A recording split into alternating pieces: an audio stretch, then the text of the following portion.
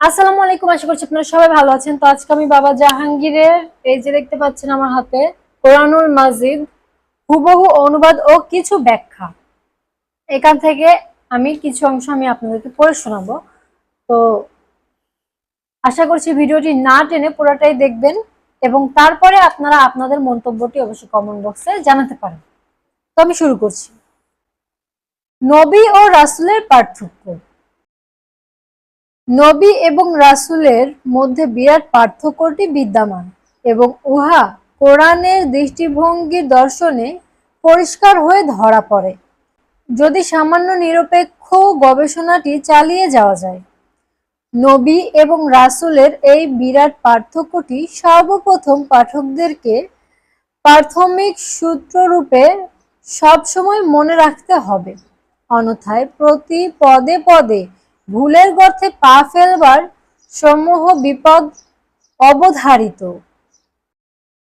তো আমি সবার উদ্দেশ্যে একটা কথা বলতে চাই, যদি পড়তে পড়তে পড়ার মধ্যে কোনো ভুল ত্রুটি হয়ে থাকে, উচ্চারণে ভুল হয়ে যায়, অবশ্যই ক্ষমা দৃষ্টিতে দেখবেন, এটুকুই আমি চাইব। তো আমি আবার শুরু করছি সেখান থেকে। কেননা কখনো মনে হবে রাসূলই বড়, আবার কখনো মনে হবে নবীই বড়, কিন্তু কোরআন কাকে বড় করেছে, নবীকে নাকি রাসূলকে? ধর্মীয় দর্শন লিখতে গেলে দলিলের প্রয়োজন অত্যাধিক। দলিলের প্রমাণ না থাকলে ধর্মীয় দর্শন লিখতে গেলে কিছুটা হলেও জগা খিচুড়িতে পরিণত হতে বাধ্য, এবং এই জগা খিচুড়ি পরিবেশন করতে গিয়ে আমজনতাকে বিভ্রান্তির মধ্যে ফেলে দেবার প্রচুর সম্ভাবনাটি থেকে যায়। তাই আমরা নবী এবং রাসূলের মধ্যে বিরাট অথচ সূক্ষ্ম পার্থক্যটি সামান্য হলেও পাঠকদের কাছে তুলে ধরলাম এবং পাঠকরাই এর নিরপেক্ষ বিচার বিশ্লেষণ করে দেখবেন বলে আশা রাখি।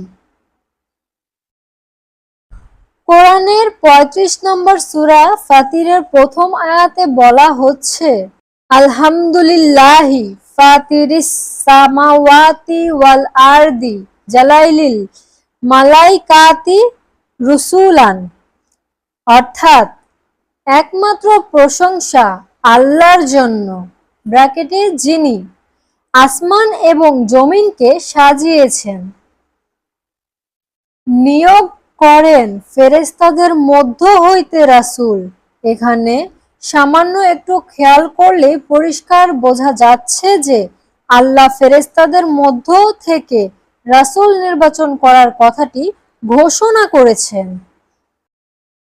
আরেকটু খেয়াল করুন, আল্লাহ এই রাসূল নির্বাচনের প্রশ্নে মানুষকে টেনে আনেন নাই।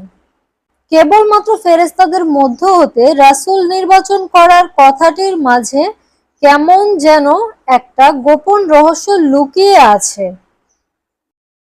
কেন গোপন রহস্য বললাম? কারণ আরেকটু খেয়াল করুন, আল্লাহ ফেরেশতাদের মধ্য হতে রাসূল নির্বাচন করার কথাটি এই আয়াতে পরিষ্কারভাবে ঘোষণা করে গেলেন। কিন্তু এই কথাটি বলা হলো না যে ফেরেশতাদের মধ্য হতে আল্লাহ নবীও নির্বাচন করেন। সমগ্র কোরআনের একটি আয়াতেও তন্ন তন্ন করে খুঁজেও ফেরেশতাদের মধ্য হতে নবী নির্বাচন করার কথাটি পেলাম না। যা পেলাম তা কেবলমাত্র রাসূল নির্বাচন করা। সূরা ফাতিরের প্রথম আয়াতটি আমাদের মাথায় ডান্ডা মেরে একদম ঠান্ডা করে দিয়েছে। কোনো রাগ ঢাক নেই, বরং হাটে হাঁড়ি ভাঙ্গার মতো আল্লাহ কেবলমাত্র ফেরেশতাদের থেকে রাসূল নিয়োগ করেন বলে প্রকাশ্যে ঘোষণা করলেন। এখানে মানুষের নামগন্ধটি পর্যন্ত নেই। ফেরেশতাদের মধ্য থেকে রাসূল নিয়োগের কথাটি এত খোলা এবং স্পষ্টভাবে সমগ্র কোরআনে আর পাইনি। কোরআনের যে ৮টি স্থানে আল্লাহ যে ফেরেশতাদের মধ্য হতে রাসূল নিয়োগ করেন বলা হয়েছে, সেখানে একটি বারও নবী শব্দটি ব্যবহার করা হয়নি। এতেই পরিষ্কার বোঝা গেল যে ফেরেশতা রাসূল কিন্তু নবী কখনোই নয়। আল্লাহ আরো স্পষ্ট করে বলে দিলেন যে আদমকে যে জ্ঞান তিনি দান করেছেন সেরকম জ্ঞান ফেরেশতাদেরকে দান করা হয়নি। তাই ফেরেশতাদেরকে আল্লাহ যখন প্রশ্ন করেছেন যে আদমকে যে জ্ঞান দান করা হয়েছে সেই জ্ঞান কি ফেরেশতাদের আছে, ফেরেশতারা সবাই বললেন যে আমাদের কোনো জ্ঞান নাই, আপনি আমাদেরকে যা শিখিয়েছেন তার বাহিরে। আদমকে জ্ঞান অনেক বেশি দেওয়া হয়েছে বলেই ফেরেশতারা মেনে নিলেন এবং মেনে নেবার দরুনই আল্লাহ আদমকে সেজদা করতে বললেন। এখানে আমার মনে হয় আদমকে নয় বরং আদমের জ্ঞানকে সম্মান করার জন্য সম্মানের সেজদা দিতে বলা হয়েছে। তাই এরকম সেজদাকে তাজিমি সেজদা বলা হয়।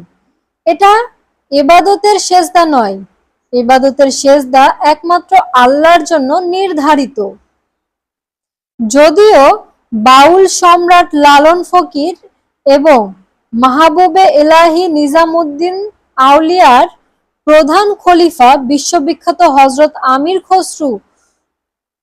আমির খসরুর মতে এটা তাজিমি সেজদা নয়, কারণ হিসেবে তার উভয়ই আদমের মধ্যে স্বয়ং আল্লাহর উপস্থিতি বর্তমান বলে ইবাদতের সেজদা বলেছেন।